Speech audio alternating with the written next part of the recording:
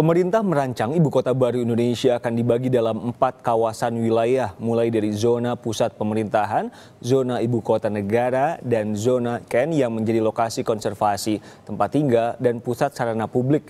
Pernyataan itu disampaikan Kepala Bappenas Bambang Brojonegoro pagi tadi. Rancangan itu akan dimasukkan dalam Rencana Pembangunan Jangka Menengah Nasional atau RPJMN periode 2020 hingga 2024. Rencana yang diduga menelan anggaran 300 hingga 400 triliun ini diklaim tidak akan mengganggu APBN karena lahan yang digunakan merupakan lahan negara. Sejauh ini pilihan pemerintah telah mengerucut ke 3 wilayah di Kalimantan, yaitu Kalimantan Timur, Kalimantan Selatan, dan Kalimantan Tengah.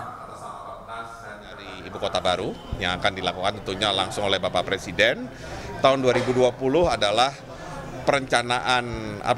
penyelesaian semua tahap perencanaan kawasan termasuk master plan sampai perencanaan wilayah kotanya, detail desain, sehingga tahun 2021 bisa dilakukan groundbreaking berikut mulainya masa konstruksi, terutama konstruksi dari infrastruktur dasar, dilanjutkan tentunya dengan segala fasilitas perkantoran, rumah tempat tinggal, ya, sarana penunjang yang kita harapkan pada tahun 2024 sudah bisa dimulai proses berfungsinya pusat pemerintahan baru dari Indonesia.